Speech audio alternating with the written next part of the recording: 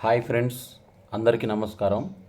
ఈ వీడియోలో intermediate first year తెలుగులోని గద్య విభాగంలో 7వ పాఠ్యభాగమైన పొడుపు కథలు పర్యావరణం అనే పాఠ్యభాగం గురించి చూద్దాము.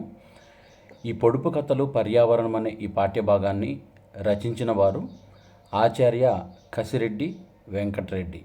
ఇది ఒక వ్యాస ప్రక్రియ. ఈ పొడుపు కథల యొక్క ఉద్దేశం ఏంటిదంటే పిల్లల్లో ఆలోచన శక్తిని పెంపొందింపజేయడము, అదేవిధంగా కొత్త పదాలను పరిచయం చేయటము. ఈ పాఠ్యభాగ రచయిత పరిచయం చూసినట్టయితే మీకు ఎగ్జామ్లో కవి పరిచయం అనేది దాదాపుగా ఒక లాంగ్ క్వశ్చను, ఒక షార్ట్ క్వశ్చన్ అడుగుతారు. కాబట్టి దీంట్లో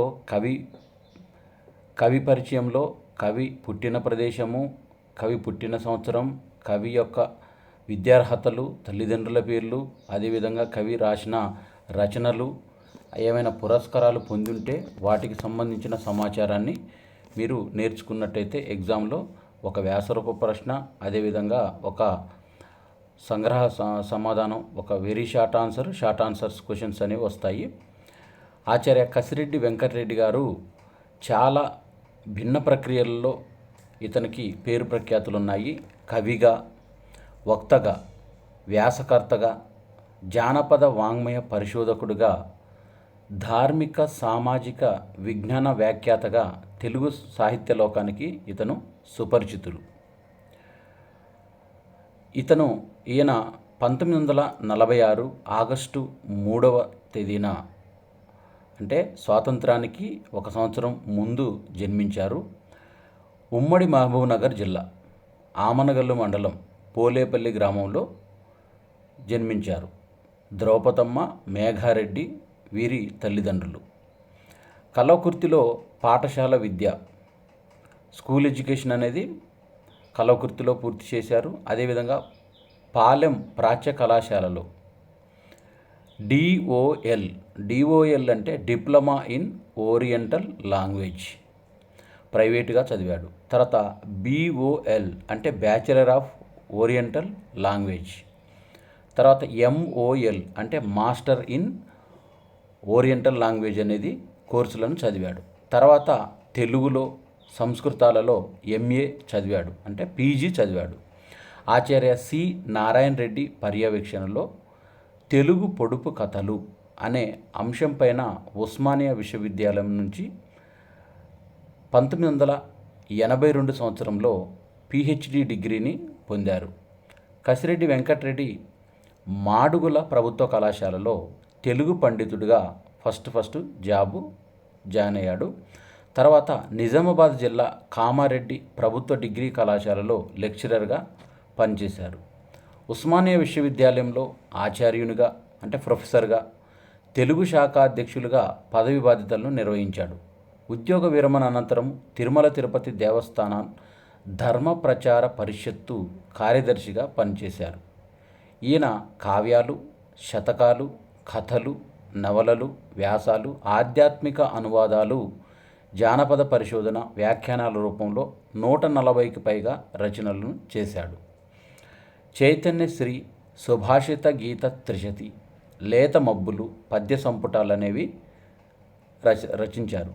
మున్నూరు ముక్తకాలు, శ్రీ భగవద్గీత గేయ సంపుటాలు, సింధూరం, శ్రీచందనం, అమృత సూక్తం, వచన కవిత, రెడ్డి మాట శతకం, పాలెం వెంకటేశ్వర శతకం, శ్రీ కర్మాన్ఘాట్ ఆంజనేయ స్వామి శతకం, సిరసనగండ్ల రామశతకం, 100 చిన్న కథలు, కస్తూరి కథలు, రాగజ్వాల, సంస్కర్త, సుడిగుండాల్లో సూర్యుడు నవలలు ఇవి.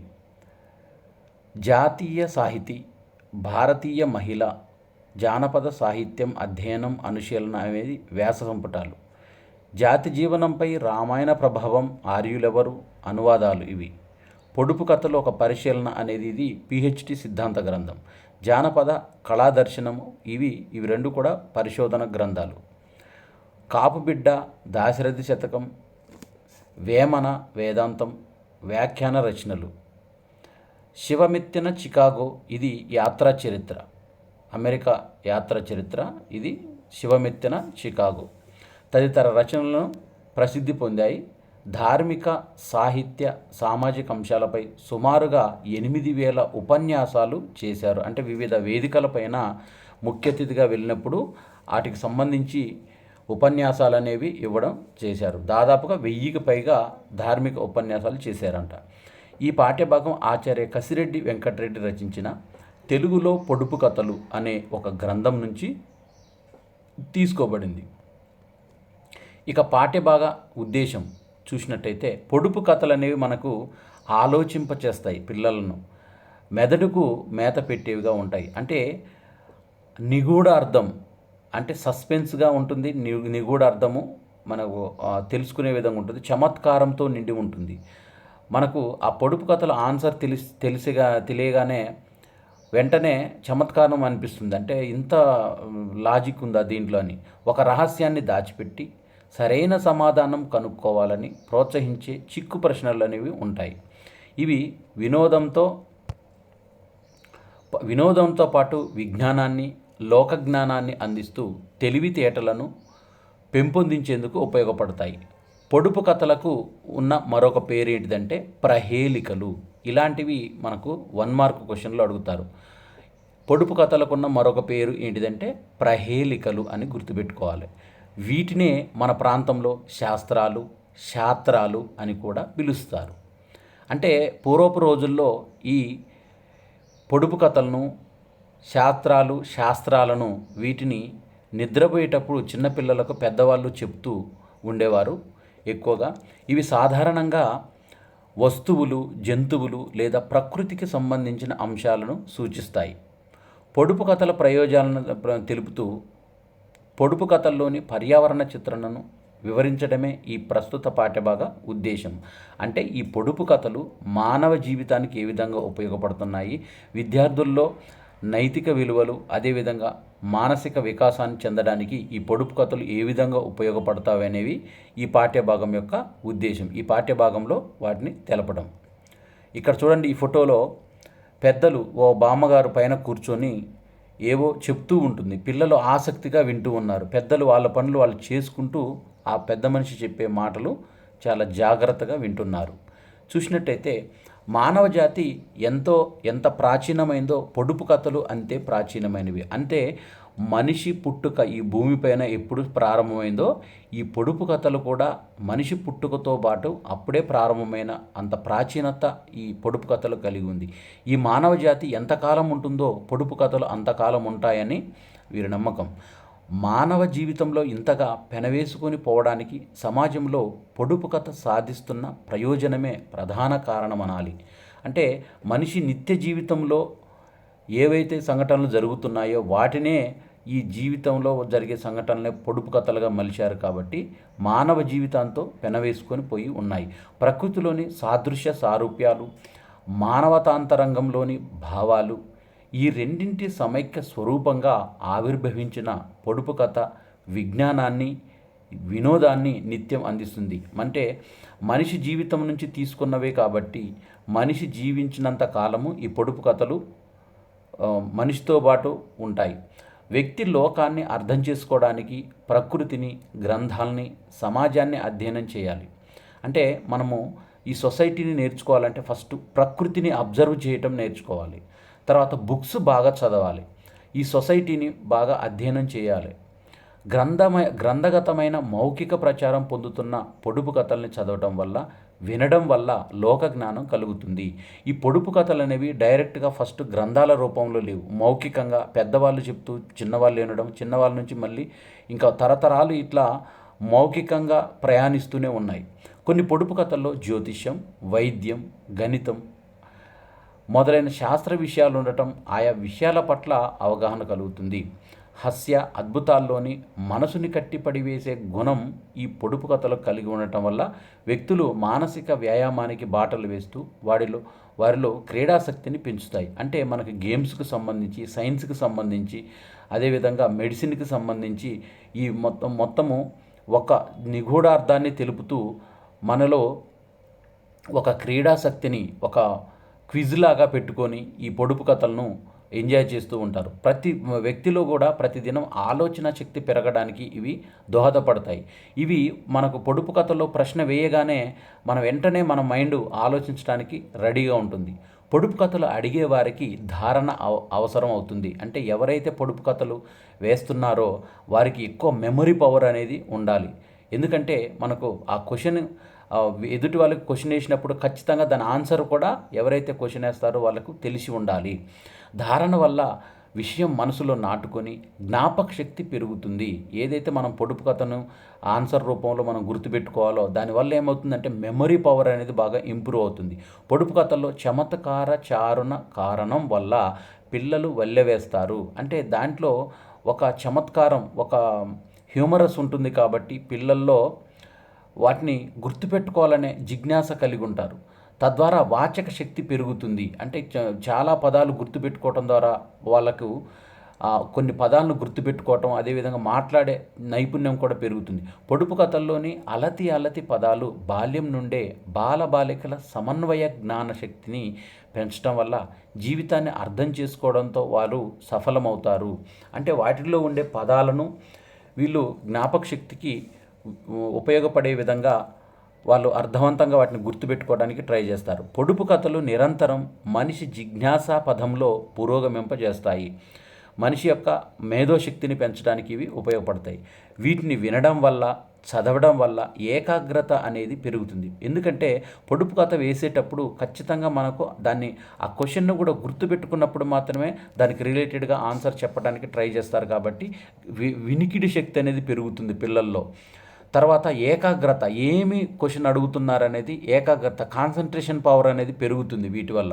పొడుపు కథల్లో విచిత్ర వాగ్వ్యవహారంలో ఆలోచనలు రేకెత్తింప చేయటమే కాక హాస్యరసోత్పత్తికి కారణభూతమైన విన్నవారిలోనూ చమత్కార భావన అనేది కలుగుతుంది. అంటే కొన్ని హాస్యానికి సంబంధించినవి, సైన్స్కి సంబంధించినవి డిఫరెంట్ వేరియేషన్లు ఉంటాయి. కాబట్టి ఈ పొడుపు కథలను గురించి చింతన చేయడం వల్ల సమాజంలోని, సాహిత్యంలోని, సృష్టిలోని అనేక విషయాలు తెలిసి మనసు వికసించడానికి అవకాశం ఉంటుంది.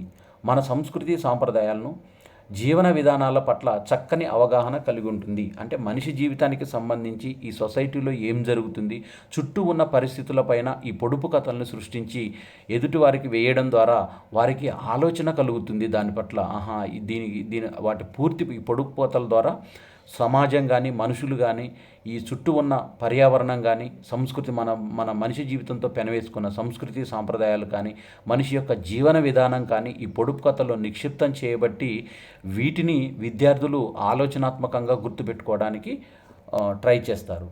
ప్రకృతి సంబంధిత ప్రహేళికలు, మనం ముందే చెప్పాం ప్రహేళికలు అంటే పొడుపు కథలని. అయితే దీనికి ప్రకృతికి రిలేటెడ్గా, మనకు ఎన్విరాన్మెంట్ రిలేటెడ్గా ఉన్న ప్రహేళికలు ఏమేమి ఉన్నాయో చూద్దాం. ప్రకృతిలో, ఈ సృష్టిలో ప్రకృతికి అతి సన్నిహితంగా ఉన్నది జానపదుడే. జానపదులు అంటే గ్రామాల్లో నివసించే వ్యక్తులు. వీళ్ళు ప్రకృతితో మమేకమయ్యి వ్యవసాయక జీవితాన్ని జీవిస్తూ వ్యవసాయ పనులు చేసుకుంటూ నిత్యం ఉంటారు.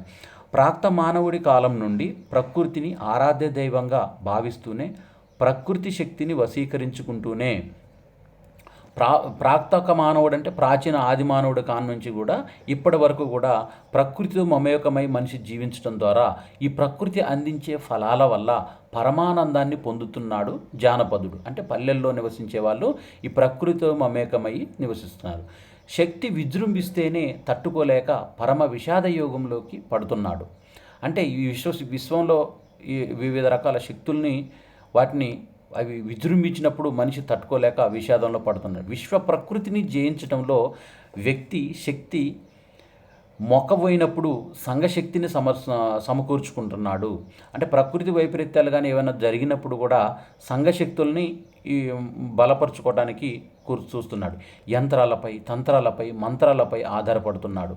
మనకు ఏదన్నా ఇల్లు కట్టేటప్పుడు కూడా మనం చూస్తుంటాం, ఇల్లుకి నరదిష్టి తగులుద్దని ఒక రాక్షసి బొమ్మను పెట్టడము, అదేవిధంగా పిల్లవాళ్ళు రాత్రిపూట నిద్రపోకుండా భయపడుతున్నప్పుడు వాళ్ళకి అంతరాలు వేయించటము, మంత్రాలు జపింపజేయటము అనేవి పురాతన కాలం నుంచి వస్తున్నాయి. జీవనానందానికి, కుటుంబ ప్రగతికి, సామాజిక అభివృద్ధికి, రాష్ట్ర సౌభాగ్యానికి పాటుపడుతూనే ఉన్నాడు. ఆనందాభ్యుదయాలకు, ప్రగతి సౌభాగ్యాలకు మళ్ళీ మూలాధారంగా ఉన్నది ఏంటిదంటే ప్రకృతి. అంటే అన్నీ కూడా ప్రకృతిలో నుంచి వచ్చినవి. అందువల్ల ప్రకృతిని పరాదేవతగా భావిస్తున్నారు, పరబ్రహ్మ స్వరూపంగా ఆరాధిస్తున్నారు. అంటే ప్రకృతియే దైవంతో సమానం. కాబట్టి అటువంటి ప్రకృతిలో వింతల్ని దార్శనికులు పరమ రమణీయంగా ప్రపంచానికి అందిస్తున్నారు. అయితే వేద సాహిత్యాన్ని ఆవిర్భవించిన కాలం నుంచి ఈ దర్శన సృజనాలు నిత్యము జరుగుతూనే ఉన్నాయి. ఒక వంక అకళంక ప్రాకృతిక సౌందర్య ప్రభలు కనుగొంటూనే మహాత్ములు మానవాభ్యుదయ మంగళ తోరణాలు కట్టారు. అంటే ప్రాకృతిక సౌందర్యంతో పాటు మానవ యొక్క అభివృద్ధికి సంబంధించినవి నిత్యం ఆహ్వానిస్తూనే ఉన్నారు. అట్టి పుణ్యకార్యాన్ని ప్రేరేపిస్తూ జానపదుడు ప్రకృతి గీతం ఆలపించారు. అంటే ప్రకృతితో మమేకమైన ప్రతి ఒక్క అంశాన్ని దీంట్లో పొందుపరచడానికి ఉన్నాడు. అయితే పురాతన మానవులు వేటను ప్రధాన వృత్తిగా జీవించిన కాలంలో, అంటే మానవుడు మొదటగా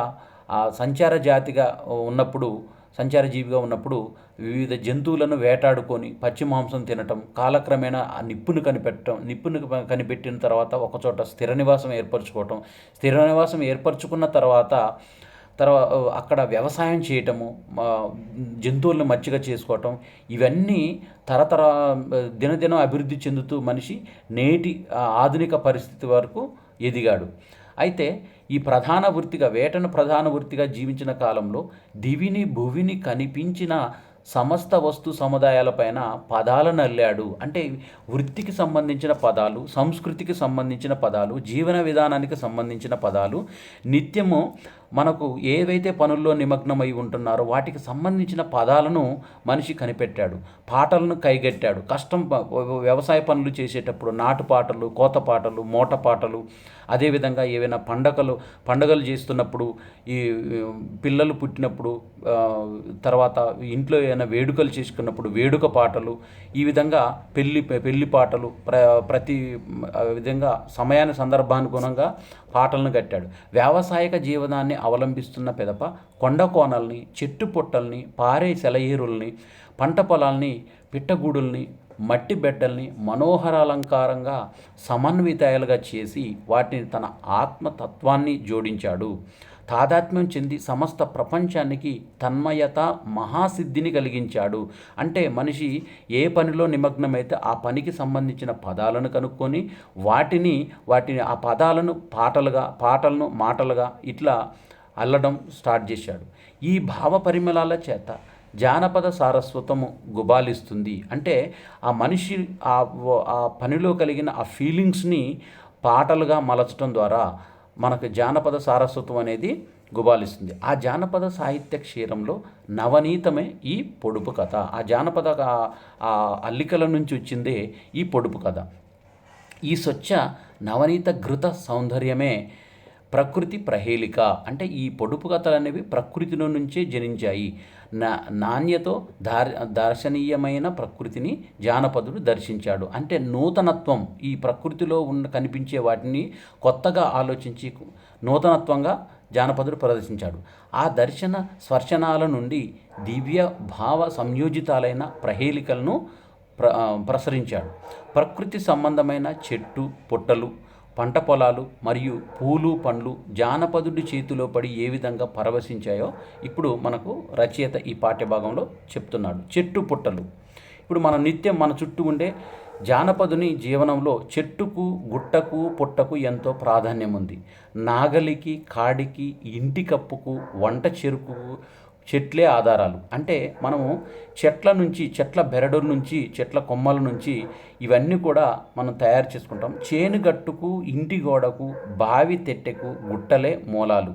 అంటే మనము మనకు నిత్యంగా నాగలి తయారు చేయాలంటే, కాడి తయారు చేయాలన్నా, ఇంటి పైకప్పు వాసాలు తయారు చేయాలన్నా, వంట చెరుకు కూడా మొత్తం చెట్లే ఆధారం. మనం ఇప్పటికి కూడా పల్లెటూర్లలో మనం కట్టెల పొయ్యిలు ఉపయోగించడం మనం చూస్తున్నాము. అదేవిధంగా చేను గట్టుకు, ఇంటి గోడకు, బావి తెట్టెకు గుట్టలే మూలాలు. ఎందుకంటే ఈ గుట్టలో నుంచి మనకు రాళ్ళు ఒక ఒక ఒక రకమైన సైజుల్లో ఉన్న రాళ్ళను తీసుకొచ్చి వాటిని చేను చేను చేను చుట్టూ ఒక తెట్టె గోడలాగా పెట్టి, అదేవిధంగా ఇంటి చుట్టూ ప్రహరీ ఫెన్సింగ్ ఏవైతే ఉంటాయో పారి గోడలాగా, తర్వాత బావి చుట్టూ ఇప్పుడంటే మొత్తం బోర్వెల్స్ ఉన్నాయి, కానీ వెనకటి రోజుల్లో మొత్తము బావులే ఉండేది. ఆ బావి చుట్టూ ఒక తెట్టె ఒక గోడలాగా కాంపౌండ్ వాల్ లాగా కట్టేది.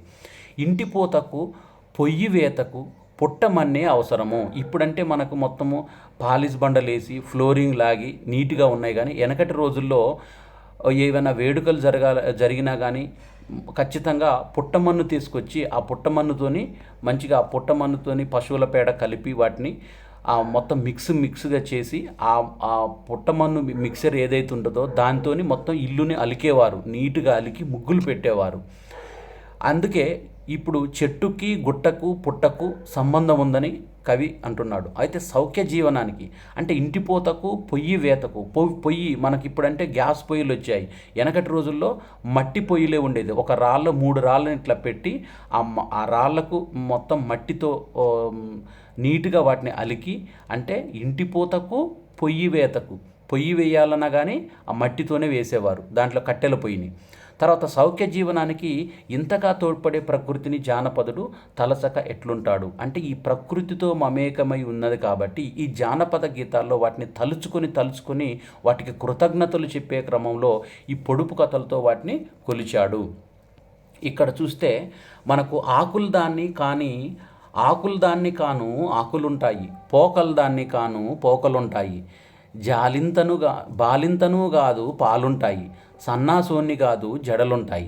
ఇక్కడ చూడండి, నేను ఆకులదాన్ని కాదు అంటే ఆకులదాన్ని కాదు నాకు ఆకులుంటాయి, పోకలదాన్ని కాదు నేను పోకలుంటాయి. ఇక్కడ ఆకులంటే తమలపాకులు అనుకోవాలి, పోకలంటే తమలపాకు లోపల మనం వేసే ఒక్కలు, బాలింతను గాను పాలుంటాయి, తర్వాత సన్నాసోన్ని కాదు జడలుంటాయి. బాలింత పిల్లలకు పాలిస్తుంది కాబట్టి, సన్నాసుడు అంటే ఒక మాంకు, ఒక సన్యాసికి జడలుంటాయి, జడలు కట్టుకొని.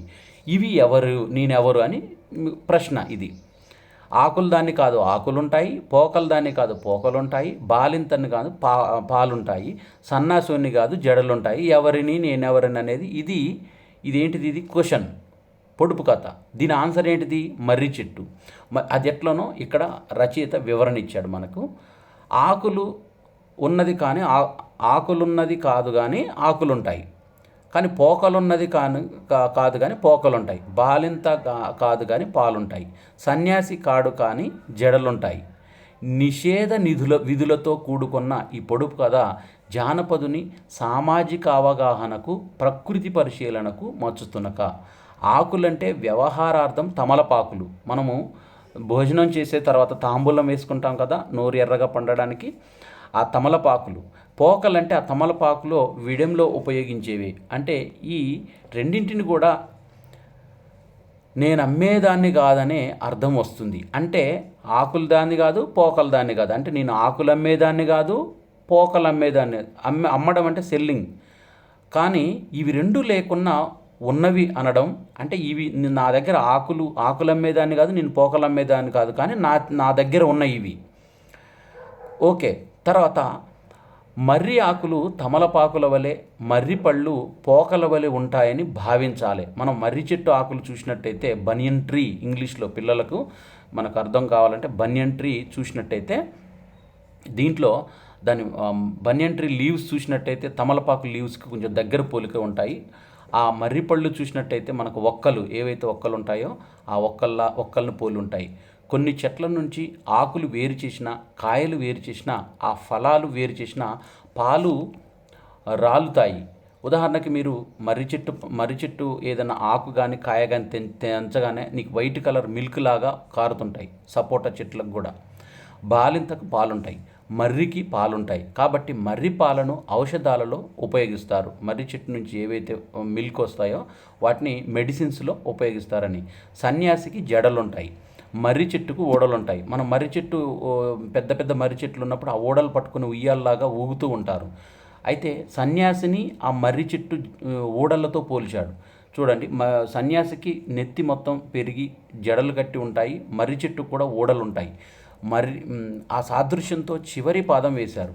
ఈ పొడుపు కథల వల్ల మనసులో మర్రి చెట్టు బొమ్మ అనేది రూపుగడుతుంది. అంటే ఆ పొడుపు కథ ద్వారానే మనకు ఆన్సర్ ఒక చిత్రం రూపంలో కనపడుతుంది. తర్వాత జానపదుని వ్యావసాయిక జీవనానికి నిత్యం ఉపయోగపడే వృక్షాల్లో తుమ్మ చెట్టు ఒకటి. ఎందుకంటే ఈ తుమ్మ చెట్టు కాండాన్ని, కంటకాన్ని, పుష్పాలను ఏ ప్రతీకలతో పొడుపు కథలో తెలియజేశారంటే, ఇవి ఇనుపదూలము, వెండి చీల, బంగారు పువ్వు. అంటే ఈ తుమ్మ చెట్టుని పొడుపు కథల్లోకి తీసుకున్నప్పుడు ఇనుపదూలము, వెండి చీల, బంగారు పువ్వు అనేవి దీన్ని ఆన్సర్ తుమ్మ చెట్టు. ఎందుకంటే దూలం గృహోపరిభాగానికి ఆధారము. ఇప్పుడు వెనకటి రోజుల్లో ఇప్పుడంటే స్లాప్ ఇండ్లు వేసి మొత్తం అపార్ట్మెంట్లలో నివసిస్తున్నాం. కానీ వెనకటి రోజుల్లో మనకు చూసినట్టయితే ఇగో దూలం ఇట్లా ఇట్లా ఇల్లు బొమ్మలు మనం పల్లెటూరులో చూసిన మనం ఇల్లు బొమ్మలు వేసేటప్పుడు ఈ టైపులో పూరి గుడిసెలు వేస్తాం కదా.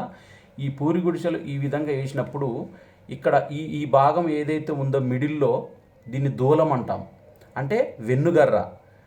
అంటే ఇప్పుడు దీనికి ఈ మిడిల్ ఈ భాగంలో ఈ తుమ్మ చెట్టు కర్రను తీసుకొచ్చి ఇక్కడ మిడిల్ భాగంలో పెట్టి వెన్నుగర్రకి ఇటు కర్ర బాతి మిగతా గుంజలు మొత్తం ఇలా వేలాడేసి దానిపైన జమ్మేసి కప్పేస్తారు. ఆ విధంగా దూలం గృహోపరిభాగానికి ఆధారం. అంటే ఇల్లు నిలబడటానికి ఈ దూలం ఆధారం. కాండం వృకోపరిభాగాన్ని మోస్తుంది. అంటే చెట్టు మొత్తం నిలబడడానికి ఈ కాండమే ఈ భాగాన్ని మోస్తుంది కాబట్టి చెట్టును. బరువు బాధ్యతలు గల తుమ్మ చెట్టు మొదలు నల్లగా ఉంటుంది, ఇనుము కూడా నల్లగా ఉంటుంది. ఇక్కడ ఏమన్నాడు మనకు? ఇనుప దూలం అన్నాడు. ఒకవైపు బరువు బాధ్యతలు, ఇంకోవైపు వర్ణ సాదృశ్యాన్ని దృష్టిని ఉంచుకునే జానపదుడు ఈ ప్రయోగం చేశాడు. చీల అంటే చిన్న మేకు, సూక్ష్మాగ్రం ఉంది. గృహంలో పనులన్నింటికో ఉపయోగిస్తారు. ఇప్పుడు మనం మేక్స్ కొడుతుంటాం, ఫోటోలు పెట్టడానికి కానీ ఏవైనా ఇంట్లో తగిలించడం కానీ చీలలో ఉపయోగిస్తుంటాం.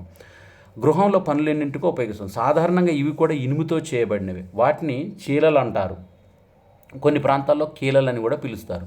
తుమ్మ చెట్టు ముళ్ళు ఆ విధంగా ఉంటాయి. తుమ్మ చెట్టు ముళ్ళు చూడండి, సన్నగా చాలా పొడవుగా తెల్లగా ఒక మేకుల్లాగా ఉంటాయి వాటిని, అందుకే చీలలతో పోల్చాడు. ఇక్కడ వెండి తెల్లది, అంటే తుమ్మ ముళ్ళు కూడా తెల్లగా ఉంటుంది. కార్యసాఫల్యం, గుణ సాదృశ్యాన్ని దృష్టిలో ఉంచుకొని జానపదుడు ఇటువంటి ప్రయోగం చేసి ఉండాలి. తుమ్మ పువ్వు పసుపచ్చగా ఉంటుంది. మన గోల్డ్ కూడా చూడండి పసుపచ్చగా కొంచెం కనిపిస్తుంది. కాబట్టి తుమ్మ పువ్వు పసుపచ్చగా ఉండటం ద్వారా దాన్ని బంగారంలా ఉంటుందని పోల్చాడు. ఇనుము, వెండి, బంగారాన్ని ఈ మూడింటిని క్రమంగా చెప్పి ప్రథమ లోహానికి ఉన్న ప్రాచుర్యాన్ని తెలుపుతుంది. అంటే ఆ లోహం యొక్క గుణం అది ఏ విధంగా ఉందనేది ఇక్కడ ఇనుమును, వెండిని, అంటే ఇనుము అంటే ఐరన్, వెండి అంటే సిల్వర్, బంగారం అంటే గోల్డ్, ఈ మూడిటికి సమన్వయం చేస్తూ ఈ ప్రథమ లోహానికి ఉన్న ప్రాచుర్యాన్ని తెలుపుతూనే ఈ ప్రకృతిని మానవీకరించుకొని ప్రహేళికా రూపాన్ని ఇవ్వడంలో జానపదునిది అందివేసిన చెయ్యని అనుకోవాలి. ఈ ప్రకృతిలో ఉన్న ఈ తుమ్మ చెట్టుని ఈ మెటల్స్కి ప్రతిపాదించిండు. నీళ్లు తాగదు, మేత మెయ్యదు, దినాం బుడ్డెడు పాలిస్తుంది. ఇప్పుడు నీళ్లు తాగదు, మేత మేయదు. యాక్చువల్గా నీళ్లు తాగేది ఎప్పుడు? జంతువులు నీళ్లు తాగుతాయి. మేత మేసేది ఇప్పుడు జంతువులు, ఇప్పుడు మనం గేదెలు ఉంటాయి, ఆవులు ఉంటాయి. ఇవి ఏం చేస్తాయి? ఆకలి కాగానే మేత మేస్తాయి. మనం ఏవైతే పచ్చిక గడ్డి తర్వాత ఎండుగడ్డి వేసినప్పుడు అవి మేత మేసిన తర్వాత వెంటనే నీళ్లు తాగుతాయి. ఆ తర్వాత దినాం బుడ్డెడు పాలిస్తుంది. ఇప్పుడు గేదెలు మనకు పాలు ఇస్తాయి. కానీ దీన్ని ప్రకృతిలో ఉన్న చెట్టుకు ఆపాదించాడు కవి. ఇక్కడ నీళ్లు తాగదు, మేత మేయదు. ఇప్పుడు కానీ దినాం బుడ్డెడు పాలిస్తుందంటే తాటి చెట్టు. ఈ తాటి చెట్టు ఏంటంటే నిత్యం నీళ్ళు తాగదు, కానీ ఏమి తినదు, కానీ దినాం బుడ్డెడు పాలిస్తుంది. ఇది ఎట్లనో చూద్దాం. కాయకష్టం చేసి అలసి పొలిసిన జానపదుల్లో, పురుషుల్లో చాలామంది, కొంతమంది స్త్రీలు మన గ్రామాల్లో చూస్తుంటాం. సాయంకాలం కాగానే తాటి చెట్టు కిందికి వెళ్ళి కళ్ళు తాగుతుంటారు. అంటే డే మొత్తం పనిచేసిన తర్వాత ఆ సాయంకాలము ఆ అలసటను పారద్రోలుకోవడానికి ఏం చేస్తారంటే కొంత ఆ తాటి చెట్టు కల్లును తాగుతుంటారు. అంటే స్త్రీలలో కూడా కొంతమంది మాత్రమే కల్లును తాగుతారు. ఆ మద్య నిషేధ ప్రచారానికి వీరు వ్యతిరేకంగా సమాధానం ఇచ్చారు. చెట్టు నీరు తాగుతున్నాం, తప్పేం చేస్తున్నామని అంటుంటారు. అందువల్లనే ప్రకృతిలో సమస్తం వారికి సమధరణీయమే అయ్యింది.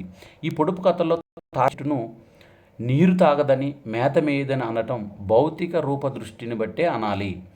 అంటే ఆ చెట్టు అందరికీ కనిపించే విధంగా నీరు తాగదు. యాక్చువల్గా చెట్టు వేర్లు భూమి లోపలకు ఉంటాయి, కానీ అది అందరూ కనిపించే విధంగా నీరు తాగదు కదా. మేత మేయదు, నిజమే, కానీ అది తన వేళ్ల ద్వారా నీటిని, భూసారాన్ని పీల్చుకుంటూ ఉంటుంది. మానెడు కుండెడు మొదలై మానార్థక శబ్దాల వలె బుడ్డెడు అనేది ఒకటి. బుడ్డెడు అంటే మనకు చిన్న చిన్న ఇవి కుండలతోని చేసిన చిన్న చిన్నవి ఉంటాయి, లొట్లు అంటాం దాన్ని. ఆ బుడ్డెడు, బుడ్లు, లొట్టెలు అనే పదాలు ఉపయోగిస్తారు. బుడ్డెడు అనేది ఒకటి మన పదం దీనికి సంబంధించిన వాడేది. దాదాపు 10 సేర్లు పట్టే కుండను బుడ్డి అంటారు. 10 సేర్లు అంటే 10 లీటర్స్ పడతాయి దాంట్లో. ఆ చిన్న చిన్న దాన్ని బుడ్డి అని, పెద్దదాన్ని పెద్ద బుడ్డి అని, వాడు బుడ్డెడు తాగుతాడనే వ్యవహార నామం. చూడండి, ఎవరైనా నీళ్లు తాగేటప్పుడు కానీ, ఏవైనా తినేటప్పుడు కానీ ఇలాంటి పదాలు ఉపయోగిస్తారు. వాడు బుడ్డెడు తాగుతాడు, అదే వ్యవహారం ఉంది.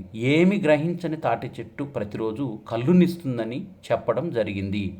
ఈ ప్రకృతిగా గాక ప్రకృతిని మానవీకరించడంలో ప్రపంచంలో భారతీయ జానపదుందే అగ్రతాంబూలం. ప్రచారాన్ని పొందినప్పుడు ప్రపంచం ఈ సత్యాన్ని గుర్తిస్తుంది. అంటే మనం నిత్యం ఉపయోగించే ఈ కళ్ళును, ఆ చెట్టును సమన్వయం చేస్తూ దాన్ని జీవికంలో మనం నిత్యం చుట్టూ ఉన్న వాటితో ఆపాదించాడు. రాజు నల్లన, ప్రధాని పచ్చన, కనుగుడ్డు తెల్లన, కలి పుల్లన. అంటే ఇక్కడ రాజు నల్లన అంటే దీన్ని తాటి చెట్టుతో పోల్చాడు. పత అంటే ఆకు, దీన్ని ప్రధాని పచ్చగా ఉండేది ఏంటంటే ఆకు. కనుగుడ్డు తెల్లన అంటే నుంజ. కలి పుల్లన, కలి అంటే కళ్ళు. ఇవి ఇక్కడ చూసినట్టయితే తాటి చెట్టు నల్లగా ఉంటుంది, తాటి ఆకులు కూడా పచ్చగా ఉంటాయి. తాటి నుంజ అంటే మన కళ్ళు ఒక కుండలో నింపిన తర్వాత పైన ఇక్కడ పొంగులాగా వస్తుంది. ఆ పొంగులాగా వచ్చేదాన్ని నుంజ అంటాము. ఆ నుంజ ఏ కలర్లో ఉంటుంది? తెల్లగా ఉంటుంది. తాటి కళ్ళు తాగినప్పుడు ఏ విధంగా ఉంటుంది? పుల్లగా ఉంటుంది. ఇక్కడ అందరు తాగాలని లేదమ్మా, ఓన్లీ దాని టేస్ట్ చెప్తున్నాడు కవి, పుల్లగా ఉంటుందనని. వీటి వరుసగా రాజుతో, మంత్రితో, కనుగుడ్డుతో, కలితో జానపదుడు ఉపమించాడు. అంటే వాటికి సమన్వయం చేశాడు. ఇది ప్రకృతి సమాజాలకు ఒకానొక తాదాత్మ్యం, అభేదం, అద్వైతిక స్థితిని కల్పించే రూపచిత్రం. అంటే వీటిని సమన్వయం చేస్తూ దాన్ని అల్లాడు. ఎర్రగొర్రె కెయ్యితూట్లు. దీని ఏంది? పుట్టగడ్డ అంటే ఇప్పుడు చెదలు, చీమలు ఈ పుట్టలు పెడతాయి, దాంట్లో పాములు నివాసం ఉంటాయి కదా. ఈ పుట్టగడ్డకు మనం ఎప్పుడైనా చూసినట్టయితే మన సన్న హోల్స్ లాగా కనపడతాయి. ఇప్పుడు ఏమన్నాడు? ఎర్రగొర్రె కెయ్యితూట్లు అన్నాడు. అంటే తూట్లు అంటే రంధ్రాలు. పుట్టగడ్డకు అనేక రంధ్రాలు ఉంటాయి. ఎర్రమట్టి నేలలో పెట్టబడ్డ పుట్టగడ్డ ఎరుపుగా ఉంటుంది. ఈ పుట్టల దగ్గర చూసినప్పుడైతే చాలా చిన్న చిన్న హోల్స్ పడి ఉంటాయి, అది రెడ్ కలర్లో ఉంటుంది పుట్టమన్ను. జానపదుడు ఈ పుట్టను ఎర్రగొర్రె అన్నాడు. దానికి 1000 రంధ్రాలు ఉండి బ్రతకటం అసంభవం, కానీ అది ప్రకృతిలో పుట్టిన పుట్టగడ్డ. ఈ విధంగా చెట్లను, గుట్టలను, పుట్టలను జానపద సామాజికుడు తన మనోభావాలకు అనుగుణంగా మలిచి మానవీకరించాడు. ఇక పంట పొలాలకు సంబంధించిన ప్రహేళికలు చూసినట్టయితే, పచ్చని పంట పొలాలు కృషి వలునికి కృషి ఫలాలు. అంటే ఈ భారతదేశం మొత్తం కూడా 80% గ్రామాల్లోనే ఎక్కువగా పంటలు కానీ పండించడము, సమృద్ధిగా ఈ పశు సంపదలు ఇవన్నీ కూడా గ్రామాల్లోనే ఉంటాయి. కాబట్టి వ్యవసాయక ఆధారిత దేశం కాబట్టి మనది. దీంట్లో పచ్చని పంట పొలాలతోనే ఈ రైతులు మమేకమై ఉంటారు. ఈ ప్రకృతి కన్యకు కైసేత చేసిన కళాకోవిదుడు ఈ జానపదుడు.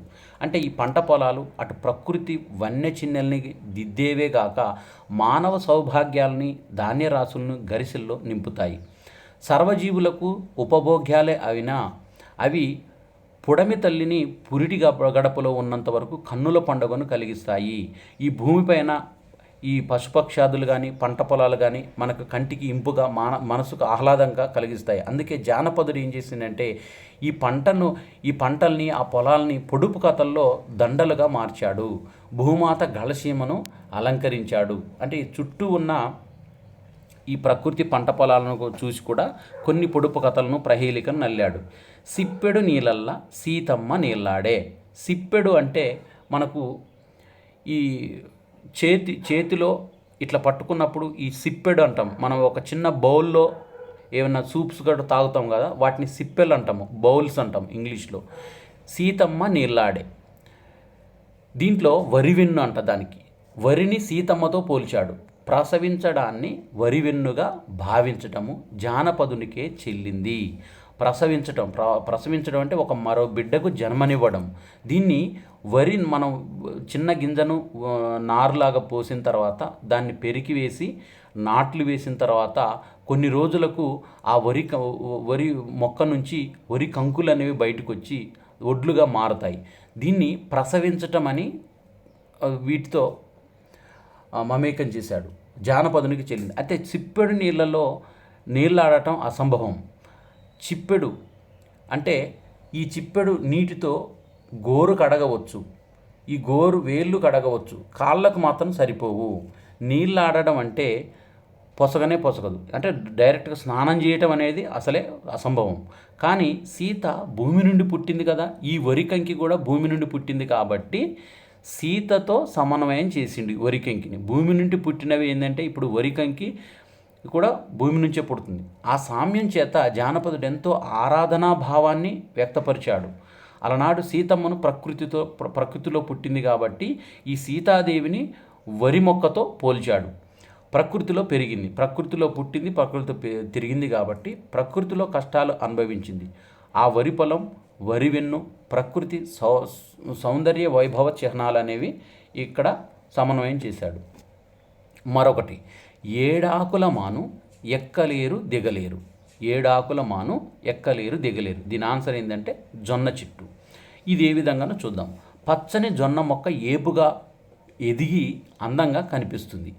జొన్న కాడకు అటు ఇటు వంగి కదులుతూ ఉంటాయి ఆకులు. నెత్తి నిండుగా కొప్పు పెట్టి కొన్ని వెంట్రుకలకు వేలాడదీసిన యువతి వలె ఆ జొన్న కాడ నిండుగా కనిపిస్తుంది.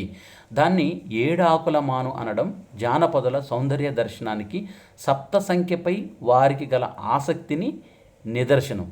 మనం 7 అనే సంఖ్యను వాళ్ళు దీనికి మమేకం చేశారు. 7 ఆకుల మాను. ఇప్పుడు జొన్న చెట్టు నిటారుగా పెరిగిన తర్వాత దాని చుట్టూ ఈ పొడవాటి ఆకులు ఉంటాయి. నెత్తిపైన ఒక టోపీలాగా ఈ జొన్నలు ఈ కాసి ఉంటాయి కాబట్టి అవి 7 అంతస్తుల మేడలాగా ఉందని చెప్తున్నారు. గంపెడు చెట్టుకు మరొకటి, గంపెడు చెట్టుకు గుంపెడు దయ్యాలు. ఇప్పుడు మిరప చెట్టు చూడండి, ఒక గంపలాగా గుండ్రగా ఉంటుంది మిరప చెట్టు చూసినప్పుడు.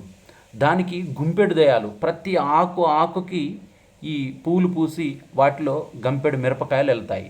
కాబట్టి మిరప చెట్టు గంపెడంతా ఉంటుంది.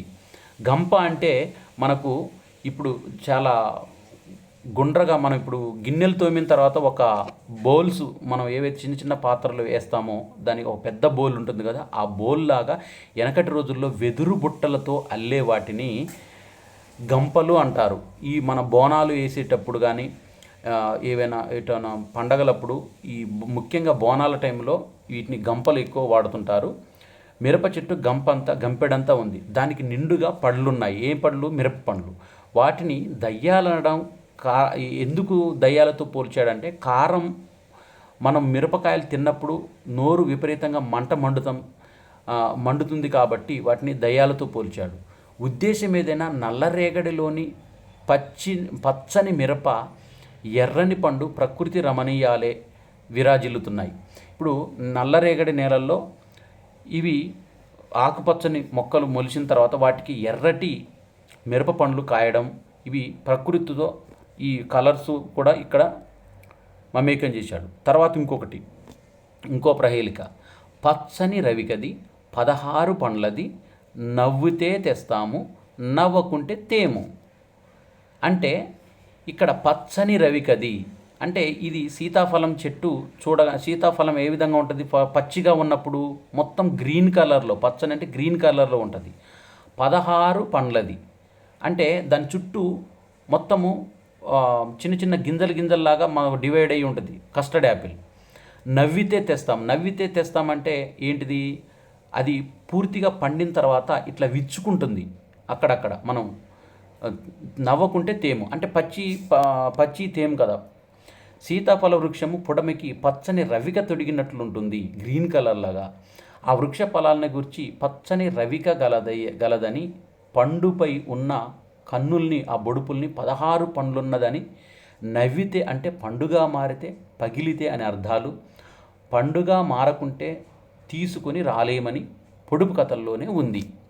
అంటే ఏవైతే ఈ సీతాఫల చెట్లుంటాయో వీటిని రవికతో పోల్చాడు. ఈ భూమికి ఒక మహిళ రవికని కట్టుకున్నప్పుడు ఎంత అందంగా కనిపిస్తుందో అదేవిధంగా ఈ వృక్షాలు కూడా భూమికి గ్రీన్ కలర్లో ఉండి ఒక అందంగా కనిపిస్తాయి. అదేవిధంగా ఈ కన్నుల్ని ఏవైతే దానికి సీతాఫలానికి ఉన్నాయో వీటిని బొడుపుల్ని కన్నులతో పోల్చాడు. తర్వాత నవ్వితే ఆ పండు మనకు పండిన పండ్లు నవ్వినట్లే ఉంటాయి. అదేవిధంగా వాటిని పండకుంటే తీసుకురాం కాబట్టి అదే తెలుసుకోవడానికి పై బొడుపుకునొకటి గిచ్చి చూస్తారు. తెల్లగా ఉంటే గుడ్డి అంటారు. అలాంటి కాయలను తెంపరు. నల్లగా మారితే తెంపి కాల్చుకొని తింటారు. అదేవిధంగా చూసినట్టయితే ఈ గడ్డివాముల్లో దాచి మాగిన పెదప తింటారు. జానపదుని ఈ పొడుపు కథ భావన ఏదైనా ఆ ఫల వృక్షము ప్రకృతికి భూషణము. అంటే ఈ పచ్చికాయలను తీసుకొచ్చి ఎలాంటి పండ్లను తెంపాలనేది కూడా మనకు ఈ జానపదుడు వీటిలో తెలుపుతున్నాడు. ఆ కాయలను తెంచి గడ్డివాముల్లో తీసుకొచ్చి గడ్డిని ఇలా పరిచేసిన తర్వాత ఆ పచ్చికాయలను దాంట్లో వేసి పైనంగా గడ్డి కప్పిన తర్వాత 2-3 రోజులు తర్వాత చూస్తే మాగిపోయిన తర్వాత అవి పండుతాయి, తినడానికి ఫ్లెక్సిబుల్గా ఉంటాయి. తర్వాత ఇంకొకటి, పట్నముల్లా మాయక్క గడెక్కి జడేసే అంటే బొబ్బరి తీగ. ఈ బొబ్బరి తీగలను గురించి అంటే పట్నం అంటే జొన్న చేను, గడ అంటే జొన్నగడ, అక్క అంటే బొబ్బరి తీగ. బొబ్బర్లు ఉంటాయి కదా, మనం ఉడకబెట్టుకొని బొబ్బరి గింజలు తింటాము. ఈ తీగ పక్కన ఉన్న ఈ దేన్నైనా అల్లుకొని పైకి పోతుంది. సాధారణంగా జొన్న చేలలో ఈ బొబ్బరిలను వేస్తారు. జొన్నగడను అల్లుకొని పైకి పోయి ఇది ఎన్నో చుట్లు తిరుగుతుంది. ఆ చుట్లు జడలు వేసినట్లుగా ఉంటాయి. 7 ఆకుల జొన్నగడను అల్లుకొన్న బొబ్బరి తీగ పరమ రమణీయంగా మనకు కనిపిస్తుంది. తర్వాత పూలు పండ్లకు సంబంధించిన ప్రహేళికలు. ఇక్కడ చూసినట్టయితే పూలకు పండ్లకు సంబంధించిన ప్రహేళికలు. దీంట్లో చూస్తే ఫలాలు పుష్పాలు చూసినట్టయితే ఇవి ప్రకృతి సుందరి కనుగొలుకుల్లోని ఆనంద బాష్పాలు. ఆనంద బాష్పాలు అంటే మనకు ఆనందంతో సంతోషంలో ఉన్నప్పుడు కన్నీళ్లు గారుతాయి కదా, వాటిని ఆనంద బాష్పాలు అంటాము. ప్రఫుల్లమైన వదనారవిందం, అరవిందమైన జలబిందువుల అందాన్ని పొంది ఉంటుంది. ఆ అందమే ఆనందం. ఆనందమే జీవన మకరందం అనేది ఆనందో బ్రహ్మ సిద్ధాంత మహాప్రవాహానికి పుట్టిన పిల్ల కాలువలు. ఈ మహాప్రవాహాలు, పిల్ల కాలువలు, నీటి ఓటలు సమస్తాలు ప్రకృతి సౌందర్య సంపోషకాలు. విశ్వ విశాల సాహిత్యంలోని ప్రకృతి రమణీయను కంచుకానికి కుట్టిన ముకుర శకలాలు ఈ పొడుపు కథలు. ఈ పండ్లు పూలు కూడా మనము ప్రతిదీ సృష్టిలో మనం ఉపయోగిస్తాము. ఇవి మనిషి జీవితాన్ని ఏ విధంగా ఆనందకరం చేస్తాయి, మన ముఖం పైన ఎలాంటి ఆనందం కలుగుతుంది, ఈ ఆనందానికి ఏమేమి కారకాలు అనేవి ఈ దీంట్లో ఇచ్చారు. తర్వాత పూలకు సంబంధించి మొగలి పువ్వు చూసినట్టయితే సురసుర కత్తులు సురారి కత్తులు రాజులు దెత్తురు రంబల కిత్తురు పచ్చని పెట్టెలో విచ్చుకోనుంది తెచ్చుకోబోతేను గుచ్చుకుంటుంది. ఇది దీంట్లో చూసినట్టయితే రెండవది శిష్టుల నోటికి ఎక్కింది. శిష్టులు అంటే మనకు పండితులు అన్నట్టు. పచ్చని పెట్టె అంటే మొగలి చెట్టు, విచ్చుకోవడం అంటే మొగలి పువ్వు పూయడము, తెచ్చుకోబోగా కుచ్చుకోవడం, మొగలి పువ్వులు కుచ్చుకోవడం. ఎందుకంటే దానికి ముళ్ళు ఉంటాయి. ముళ్ళు ఉన్నప్పుడు పూలను తెంపేటప్పుడు ముళ్ళులు కుచ్చుకుంటాయి కాబట్టి అటువంటి ముళ్ళపైనే పొడుపు కథ సురసుర కత్తులని అల్లారు. దీనికి సురసుర కత్తులు, సురారి కత్తులంది. సురసుర అంటే సురలు అంటే ఎవరు? దేవతలు, దేవతల కత్తులని అర్థం. అతిశయార్థంలో ఆమ్రేడిత ప్రయోగం సర్వసాధారణంగా. ఆమ్రేడిత పదం అంటే రెండు జంట పదాలలో తిరిగి మళ్ళీ పలకడము.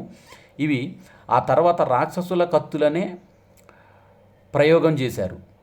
అంటే మొగలి పువ్వుల్ని రాజులు తెస్తారు కాబట్టి రాజులు తెచ్చి రంభలకు ఇస్తారు. వాళ్ళ దగ్గర ఎవరైతే నాట్యకత్తెలు ఉంటారో వాళ్ళకి ఇస్తారు. ఇక్కడ రంభలంటే అందగత్తెలని, రంభల బోలు అని తమ భార్యలని అర్థం చెప్పవచ్చు. అంటే రాజులంటే భూపాలకులనే కాదు, పురుషులని కూడా అర్థం. తన భార్యకు వీళ్ళకి ఇస్తుంటారు. నాట్యకత్తెలు భార్యలు ఎవరైతే ఉంటారో వాళ్ళని ఆనందపరిచే వాళ్ళకు ఈ మొగలి పూలను ఇస్తారు. ప్రకృతికి ఎంతో ఈ మొగలి పూలు మన ప్రకృతిలో చూసినప్పుడు ఈ ప్రకృతికి ఎంతో అందాన్ని శోభనిస్తాయి. ప్రకృతి సౌందర్యం మర్మగ్నులైన మానవుల మనస్తత్వాల్ని పొడుపు కథలు ప్రస్ఫుటీకరింప చేస్తున్నాయి. మరొక ప్రహేళిక చూసినట్టయితే బంగారు చెంబుల వెండి కచ్చకాయలు. ఇవి ఏంటిదంటే పుప్పొడి. పుప్పొడి అంటే పువ్వుల పైన ఒక స్ప్రే మనం ఏవైతే ఉంటుందో ఒక కొవ్వు పదార్థంలాగా పేరుకుపోయి ఉంటాయి పువ్వుల పైన, వాటిని పుప్పొడి అంటాం. బొప్పాయిని బంగారు చెంబుల వెండి కచ్చకాయలు. ఇప్పుడు బొప్పాయి చూసినాం. బొప్పాయి చూసినట్టయితే దీంట్లో జానపదులు బొప్పాయిని పొప్పడి అన్నారంట. పొప్పడి అంటే బొప్పాయి. ఆ బొప్పాయి చూసినప్పుడు పొప్పడి ఎప్పుడు పచ్చగానే కనిపిస్తుంది. వృక్షాల్లో ఒకటి. అంటే చెట్టు ఏ విధంగా అయితే గ్రీన్ కలర్లో ఉంటుందో ఈ బొప్పాయి కూడా గ్రీన్ కలర్లోనే కనిపిస్తుంది. దాని కాయలు కూడా ఆకుపచ్చగానే ఉంటాయి పచ్చిగా ఉన్నప్పుడు. పండుగ మారినప్పుడు మటుకి పసుపు పచ్చ మిసిమి రంగు, బంగారు రంగులో వస్తాయి. అందువలనే అది బంగారు చెంబుతో ఉపమించింది. ప్రకృతి సౌందర్య పరిపోషణకు ఇంత మాత్రం చాలు. ప్రకృతిలో ఎంత సౌందర్యం అంటే చెట్టు గ్రీన్ కలర్లో ఉంటుంది. ఆ చెట్టుకు కాసే ఈ బొప్పాయి కాయలు కూడా పచ్చిగా ఉన్నప్పుడు గ్రీన్ కలర్లో ఉంటాయి. అది పండినప్పుడు మాత్రం బంగారు రంగులోకి మారుతుంది. ఈ బొప్పాయిలోని విత్తనాలు వెండి కచ్చకాయల్లాగా ఉన్నాయంటుండు. బొప్పాయి పండుని ఇలా నిలువుగా పపాయాని కోయగానే దాంట్లో ఇప్పుడంటే సీడ్లెస్ పపాయాస్ వస్తున్నాయి కానీ సీడ్లెస్ కంటే ముందు పపాయ కోయగానే దాని నిండా ఫుల్గా గింజలు ఉంటాయి కచ్చకాయల్లాగా. బొప్పాయి శ్రేష్టమైన బలవర్ధకమైన ఆహారం. బొప్పాయి తింటే డైజెషన్ సిస్టమ్ అనేది బాగుంటుంది.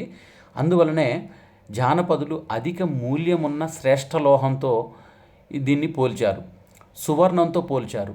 జానపదుని ప్రాకృతిక లౌకిక దృష్టి ప్రశంసనీయం.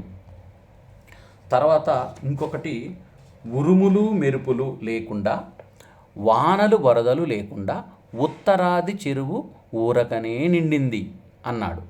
అంటే మన వర్షం వచ్చినప్పుడే కదా మనకు వాటర్ లభించేది. వర్షం వచ్చేటప్పుడు ఖచ్చితంగా మనం ఏం అబ్జర్వ్ చేస్తాము? ఫస్ట్ గాలి వీయడము, తర్వాత ఆకాశంలో ఉరుములు మెరవడము, ఉరుములు ఉరమడము అంటే పెద్ద పెద్ద సౌండ్స్ రావడం, మెరుపులు లైటింగ్స్ రావడం, ఇవన్నీ చూస్తుంటాం. ఉరుములు మెరుపులు లేకుండా, వానలు వరదలు లేకుండా. వాన వచ్చినప్పుడు ఖచ్చితంగా వరద వస్తుంది, వరదతో పాటు బురద వస్తుంది. కాబట్టి ఈ ఉరుములు మెరుపులు లేకుండా, వానలు వరదలు లేకుండా ఉత్తరాదిన చెరువు ఊరకనే నిండింది. ఉత్తరం అంటే మనకు డైరెక్షన్ చూసినట్టయితే ఇట్లా మనం అన్ని డైరెక్షన్ చూస్తే ఉత్తరం అంటే కొంచెం పైకి తలెత్తి చూడాలి. ఉత్తర దిక్కు మ్యాప్ని ఇట్లా నిలువుగా పెట్టినప్పుడు ఏమైందంటే నార్త్ అనేది పైకి ఉంటుంది. చెట్టు కూడా కొబ్బరి చెట్టు ఈ పైన అక్కడ కొబ్బరికాయలు కాస్తాయి కాబట్టి నార్త్ అంటే తలపైకి చూడాలి మనం. అక్కడ ఉత్తరాది చెరువు ఊరకనే నిండింది. కొబ్బరికాయని చెరువుతో పోల్చాడు. దాంట్లో నీళ్ళు వచ్చాయి అంటే చెరువుతో నిండిందని అన్నాడు. అయితే జానపదుని దృష్టి దివికి భువికి తాకి నడుమ నిలిచింది. అంటే ఈ భూమిపైన నుంచి వర్షం పడ్డప్పుడు వరదలు వచ్చి ఇక్కడ చెరువుల ద్వారా నీళ్లు నిండుతాయి దాంట్లో. కానీ ఆకాశానికి భూమికి మధ్యలో ఈ కొబ్బరి చెట్టు అనేది ఉంది కాబట్టి ఈ ఉరుములు మెరుపులు లేకుండా దివికి సంబంధించినట్టు ఈ వానలు వరదలు భూమికి సంబంధించినవి కాబట్టి ఉత్తరాది చెరువు రెండింటి నడుమ ఉన్న ఈ చెట్టు జుట్టు పైన ఉన్న కొబ్బరికాయ పైన పడింది. దీన్ని ప్రహేళికగా అల్లాడు. ఉరుము లేదు, మెరుపు లేదు, వాన లేదు, వరద లేదు, కానీ కొబ్బరికాయలోకి నీరెలా వచ్చాయి? మీరు కూడా ఆలోచించండి. ప్రకృతిలోని ఈ చిత్రాలను ప్రశ్నలుగానే మిగిలిపోతాయి కదా. ఇక మొగలి పువ్వుతో ప్రారంభించిన ఈ ఫలపుష్పాలని మొగలి పువ్వుతోనే ముగించాడు కవి. ఇక్కడ ఇంకే ఏమన్నాడు? పిడికెడు సూదులు, పిలువ నంపులు, పిలిచే కులుకులు, ఘుమఘుమలు అని దేంతో పోల్చాడు దీన్ని? ప్రహేళిక మొగలి పువ్వు. అంటే కేతకి సుమానికున్న కంటకాలు పిడికెడు సూదులని.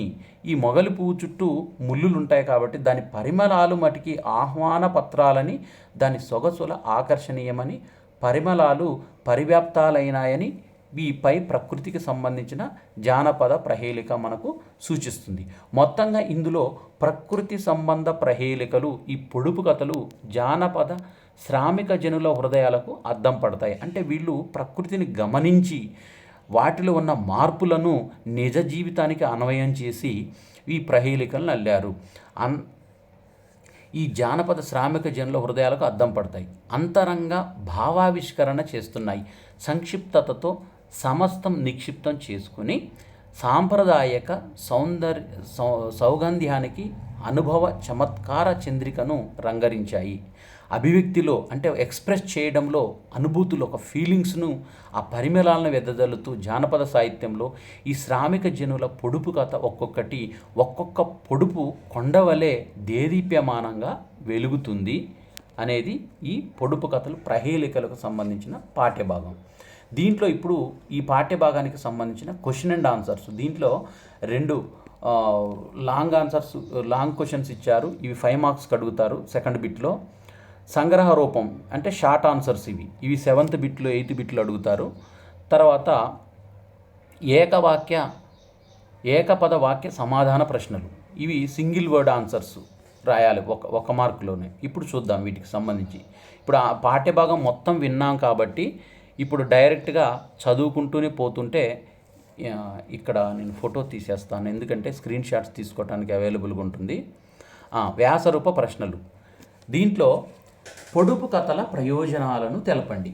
మనకు మానవ జీవితానికి ఈ పొడుపు కథలు అనేవి ఏ విధంగా ఉపయోగపడతాయో వాటిని యూజెస్, మనకి ఏ విధంగా ఉపయోగపడతాయో అనేది యూజెస్ రాయాలి ఇక్కడ.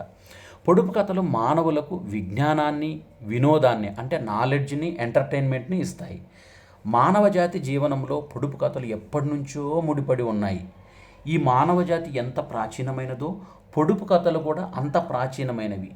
తెలుగు సాహిత్యంలో పొడుపు కథలకు ఒక ప్రత్యేక స్థానం ఉంది. ప్రకృతిలోని సామ్యాలను, సాదృశ్యాలను, మానవ అంతరంగంలోని భావాలను ఏకం చేసి పొడుపు కథలు ఆవిర్భవించాయి.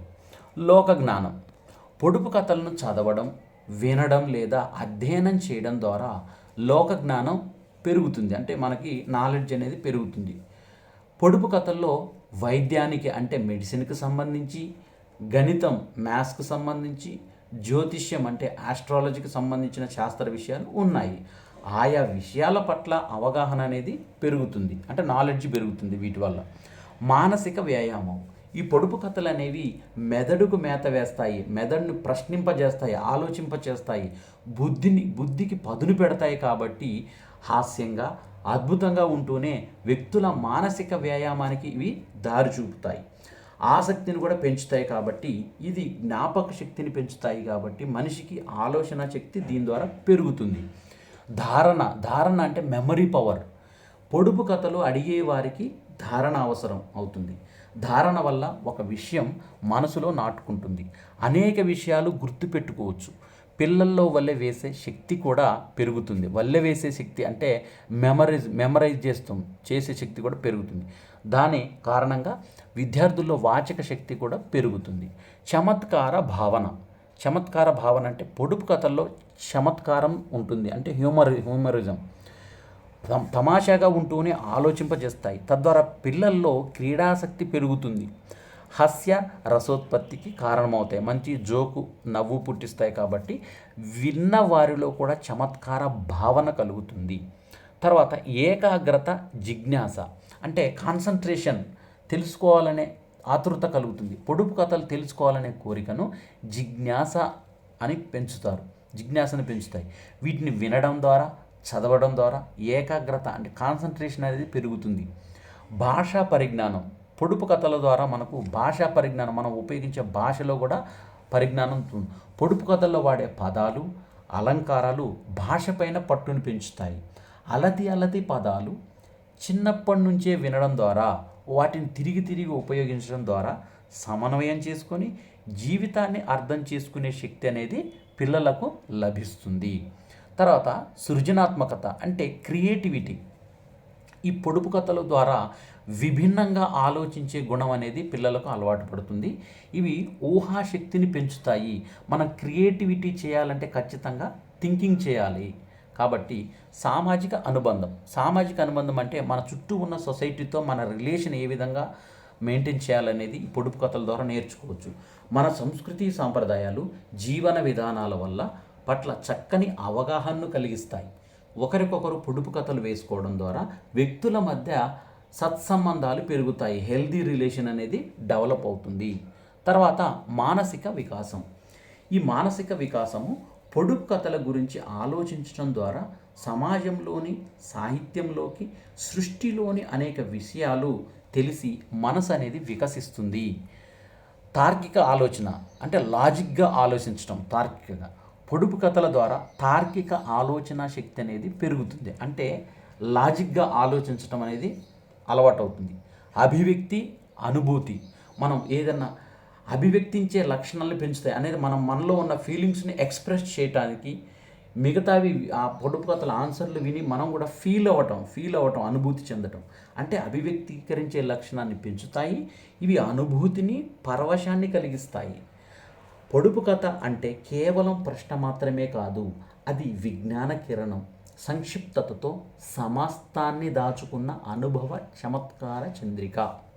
ఇది ఈ 10 హెడ్డింగ్స్ పెట్టి మీరు ఇవన్నీ రాస్తే, ఫస్ట్ మీరు దీన్ని ప్రిపేర్ అయ్యేటప్పుడు ఈ హెడ్డింగ్స్ అన్నీ ఒక పేపర్ పైన రాసుకొని ఒక్కసారి చదివితే లోక జ్ఞానం, మానసిక వ్యాయామం, ధారణలు పెరుగుదల, చమత్కార భావన, ఏకాగ్రత, జిజ్ఞాస, భాషా పరిజ్ఞానం, సృజనాత్మకత, సామాజిక అనుబంధం, మానసిక వికాసం, తార్కిక ఆలోచన, అభివ్యక్తి, అనుభూతి. మీరు రాసే ఆన్సర్లో ఈ 10 సైడ్ హెడ్డింగ్స్ కూడా పెట్టి మీరు నేర్చుకున్నట్టయితే సైడ్ హెడ్డింగ్స్ ద్వారా మ్యాటర్ని గుర్తుపెట్టుకోవచ్చు. రెండో ప్రశ్న, పొడుపు కథల్లోని పర్యావరణ చైతన్యాన్ని వివరించండి అంటున్నాడు. అంటే ఈ పొడుపు కథల్లో పర్యావరణానికి సంబంధించిన అంశాలు అసలు ఏమేమి ఉన్నాయనేది దీంట్లో చూసినట్టయితే,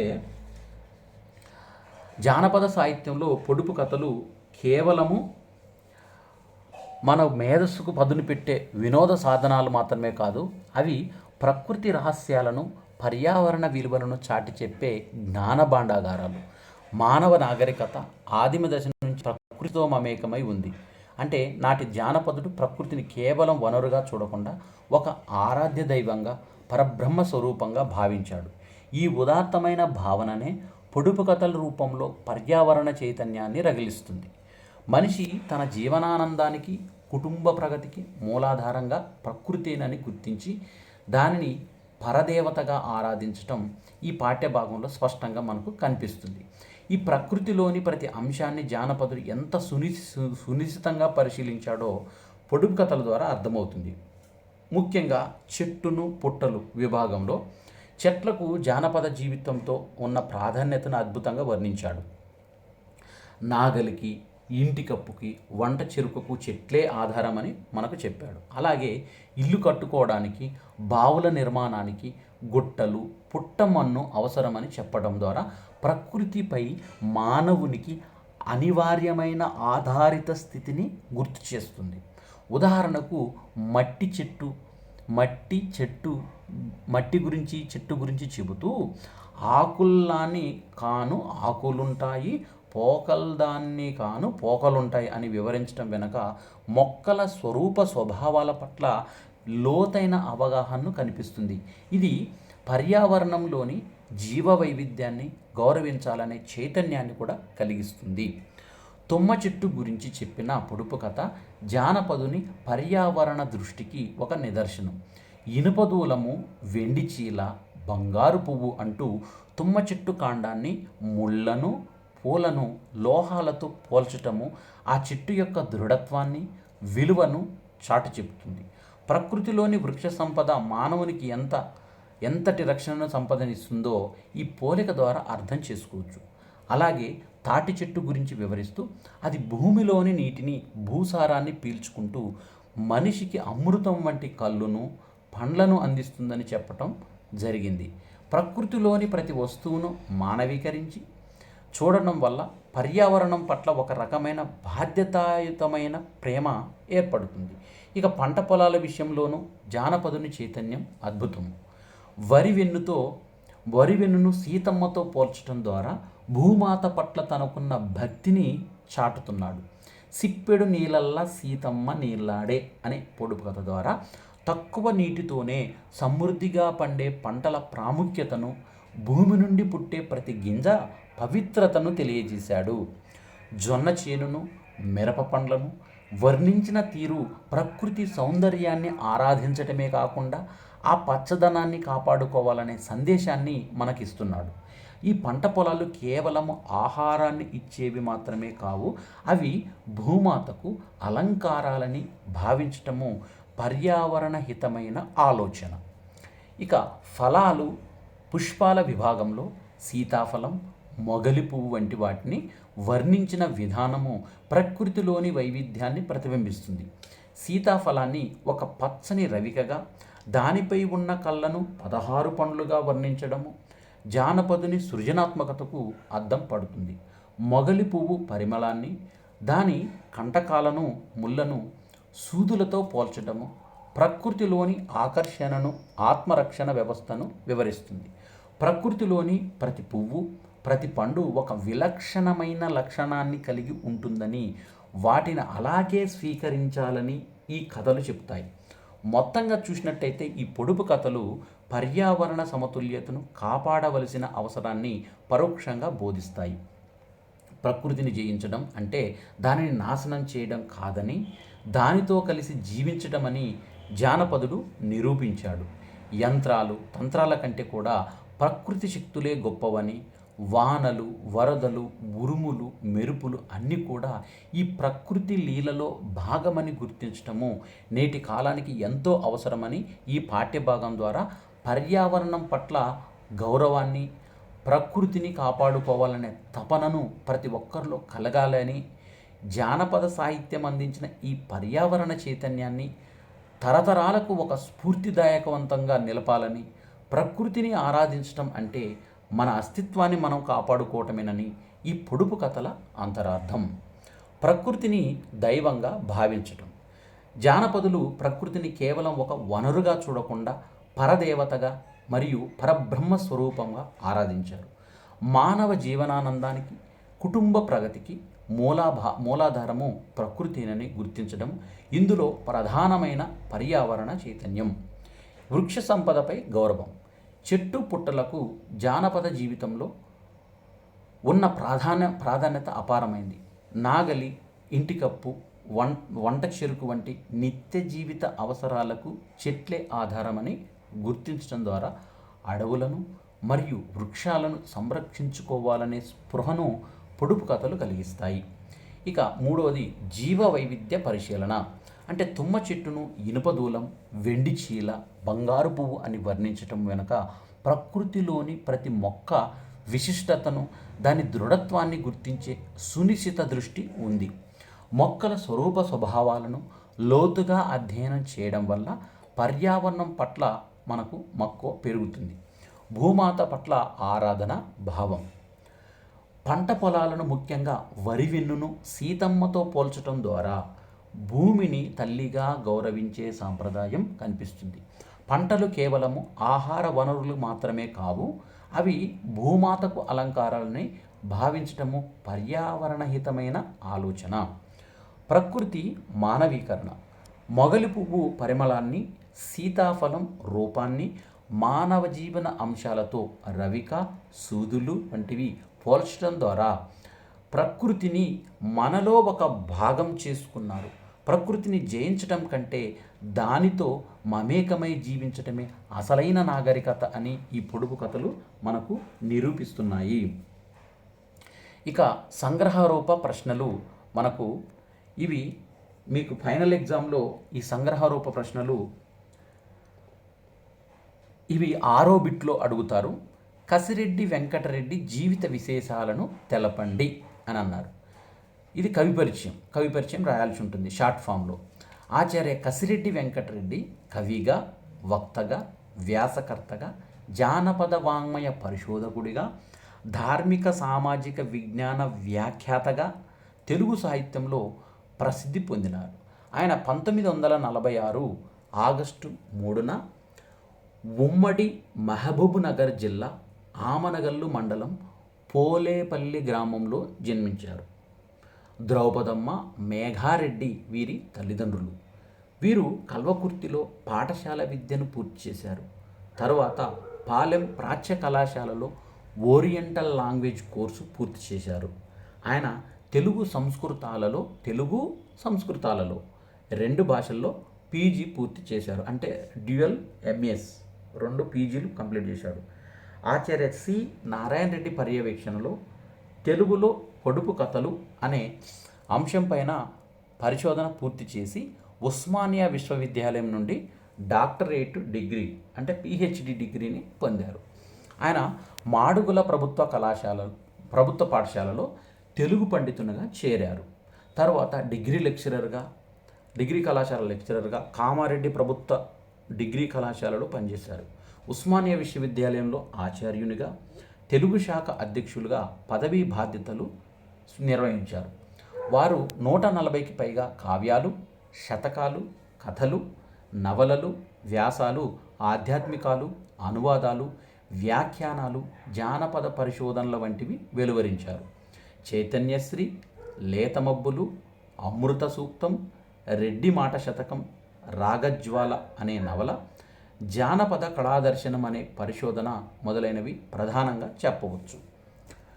చెట్టు పుట్టల రెండో క్వశ్చన్ ఇది. చెట్టు పుట్టల కథలను గురించి రాయండి.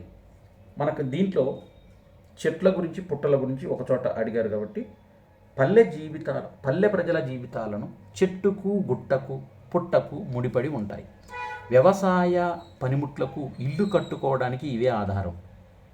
జానపదులు చెట్లను, పుట్లను, మట్టిని తమ పంట పొలాలలో, తమ పాటలలో, పొడుపు కథల్లో వ్యక్తం చేశారు. ఆకులదాన్ని కాను ఆకులుంటాయి, పోకలదాన్ని కాను పోకలుంటాయి, బాలింతను గాను పాలుంటాయి, సన్నాసోన్ని గాను జడలుంటాయి అని మర్రి చెట్టుకు సంబంధించి ఈ పొడుపు కథ ద్వారా జానపదులు మర్రి చెట్టు మన మనసులో బొమ్మగా నిలిపారు. మర్రి చెట్టుని మన మనసులో ఒక బొమ్మగా నిలిపారు. ఇందులో ఆకులు పోకలు లేకున్నా, అంటే మర్రి ఆకులు తమలపాకుల వలె, మర్రి పళ్ళు పోకల వలె ఉంటాయని భావించాలి. బాలింతకు పాలుంటాయి, మర్రికి పాలుంటాయి, సన్యాసికి జడలుంటాయి, మర్రి చెట్టుకు ఓడలుంటాయి అనే పోలికతో చివరి పాదం చెప్పారు. రాజు నల్లన, పతాని ప్రధాని పచ్చన, కనుగుడ్డు తెల్లన, కలి పుల్లన అంటే తాటి చెట్టు ఆకు, నుంజ, కళ్ళు. ఈ తాటి చెట్టు నల్లగా ఉంటుంది, తాటి ఆకు పచ్చగా ఉంటుంది, తాటి నుంజ తెల్లగా ఉంటుంది. నుంజ అంటే ముంజలని కూడా గుర్తుపెట్టుకోవాలి ఇక్కడ. తాటి కళ్ళు పుల్లగా ఉంటుంది. వీటిని వరుసగా జానపదులు రాజుతో, మంత్రితో, కనుగుడ్డుతో, కలితో సమన్వయం చేశాడు. మూడో ప్రశ్న ఏంటిదంటే పంట పొలాల పొడుపు కథలను పరిచయం చేయండి. జానపదుల జీవితంలో పంట పొలాలు విడదీయరాని సంబంధం ఉంది. ఈ పంట పొలాలు ప్రకృతి అందాన్ని మాత్రమే కాదు, మానవ జీవితాలను నిలుపుతాయి, ధాన్యపు రాశులను అందిస్తాయి, ఆకలి తీరుస్తాయి. అలాంటి పంట పొలాలను జానపదులు పొడుపు కథలుగా మార్చారు. సిప్పెడు నీళ్ళల్లా సీతమ్మ నీళ్ళాడే వరివెన్ను. వరిని సీతమ్మగా, ప్రసవించడాన్ని వరివెన్నుగా భావించడం జానపదునికే చెల్లింది. ఇక్కడ సీత భూమి నుంచి పుట్టింది. వరి పైరు కూడా భూమి నుంచే పుట్టింది కనుక ఆ పోలిక చేత ఈ పొడుపు కథ పుట్టింది. 7 ఆకుల మాను ఎక్కలేరు దిగలేరు. జొన్న చెట్టు. పచ్చని జొన్న మొక్క చాలా అందంగా ఏపుగా కనిపిస్తుంది. జొన్న కాడకు ఆకులుంటాయి, ఇటు వంగి ఉంటాయి. జానపదులు దాన్ని 7 ఆకుల మానుగా తలిచారు. అంత చిన్న జొన్న మొక్కను ఎక్కడం కూడా అసాధ్యమే. గంపెడు చెట్టుకు గుంపెడు దయ్యాలు. మిరప చెట్టు గంపెడంతా ఉంటుంది, కానీ దానికి మిరప పండ్లు నిండుగా ఉంటాయి కాబట్టి వాటిని దయ్యాలు అనడంలో అవి కారంగా ఉంటాయని గమనించాలి. ఈ పొడుపు కథను అల్లారు. 4వ ప్రశ్న, పూలు పండ్లు పొడుపు కథల గురించి తెలపమన్నాడు. పూలు పండ్లు ప్రకృతి సౌందర్యాన్ని పెంచుతాయి, మన హృదయాన్ని ఆకర్షిస్తాయి. అవి ప్రకృతి సౌందర్య సంపోషకాలుగా వీటిని కూడా జానపదులు తమ పొడుపు కథల్లో నిక్షిప్తం చేశారు. ఉరుములు మెరుపులు లేకుండా, వానలు వరదలు లేకుండా ఉత్తరాది చెరువు ఊరకనే నిండింది అంటే కొబ్బరికాయ ఇది. ఉరుములు లేవు, మెరుపులు లేవు, అసలు వాన వరద లేకపోయినా కొబ్బరికాయలోకి నీరు ఎలా వచ్చిందనే ప్రశ్నల్లో నుంచి ఈ పొడుపు కథ పుట్టింది. పిడికెడు సూదులు, పిలువనంపులు, పిలిచే కులుకులు, గుమగుమలు, మొగలి పూలకి ఉన్న ముళ్ళను సూదులుగా, దాని సువాసనను పిలుపులుగా, దాని సొగసు ఆకర్షణీయంగా ఉండడాన్ని పొడుపు కథగా మలచారు. బంగారు చెంబుల వెండి కచ్చకాయలు పొప్పడి, బొప్పాయిని జానపదులు పొప్పడి అంటారు. బొప్పాయి పండ్లు పచ్చిమిసిమి రంగులో బంగారంలో మెరుస్తుంటాయి. వాటిలో విత్తనాలు వెండి కచ్చకాయలు శ్రేష్టమైన విలువైన ఆహారం కనుక బంగారంతో వెండితో వాటిని పోల్చి చెప్పారు. తర్వాత మనకు ఏకవాక్య సమాధాన ప్రశ్నలు మీకు ఎగ్జామ్లో 8వ బిట్లో వస్తాయి. ఇవి ఫైనల్ ఎగ్జామ్లో 8వ బిట్టు 8th బిట్లో వస్తాయి ఇవి. దీంట్లో చూసినట్టయితే కసిరెడ్డి వెంకటరెడ్డి ఏ అంశం మీద PhD చేశారు? ఇక్కడ డైరెక్ట్గా తెలుగులో పొడుపు కథలు అని గుర్తుపెట్టుకోండి. క్వశ్చన్లో ఆన్సర్ ఉంటుంది. మనం రాసేటప్పుడు కసిరెడ్డి వెంకటరెడ్డి ఏ అంశం అనేది ఉందా, ఏ అంశం అనేది ఏ అనే పదం తీసేసి ఆ ప్లేస్లో తెలుగులో పొడుపు కథలు అని రాసి మిగతాది మొత్తం యాజ్ ఈజ్గా రాస్తే సరిపోతుంది.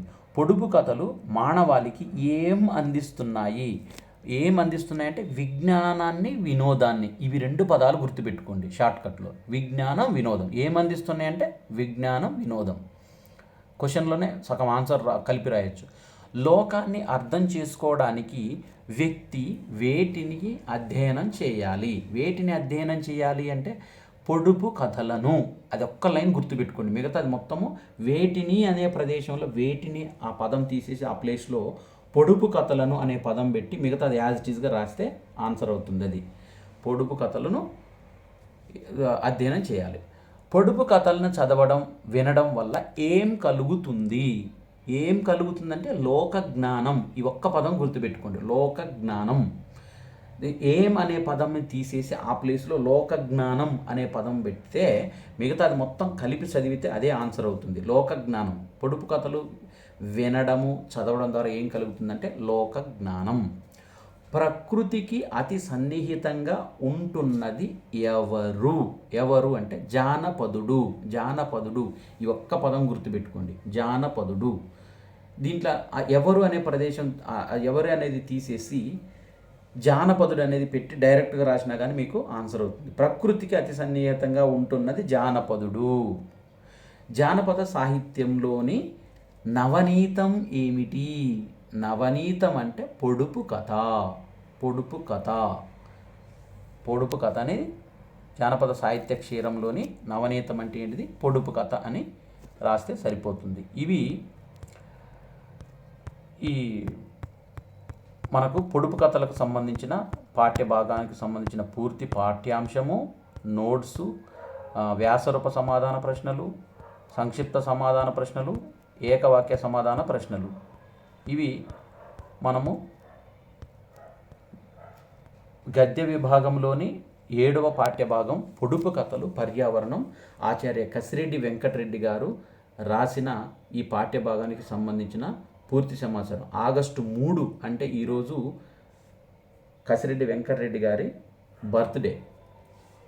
ఓకే, ఈ ఏడో పాఠ్యం పొడుపు కథలు పర్యావరణం, దీనికి సంబంధించిన ఇది పూర్తి సమాచారం.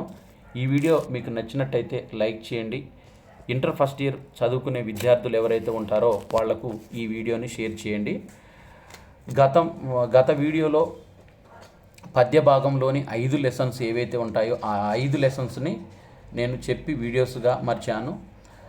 ద్రౌపది ఆత్మగౌరవం, పరోపకారం, శతక మకరందం, మాయమైపోతున్నడమ్మ, ఆ పల్లె జాడ లెసన్స్. తర్వాత గద్య విభాగంలో మాటలు మాట్లాడుతాయనే లెసన్ కూడా కంప్లీట్ అయింది. ఇది 7th లెసన్, పొడుపు కథలు, పర్యావరణం. తర్వాత వీడియోలో తెలుగులో అధిక్షేప కవిత్వం, ఆచార్య పేర్వారం జగన్నాథం రచించిన పాఠ్యభాగాన్ని తర్వాత వీడియోలో మనం చర్చించుకుందాము. Thank you everyone.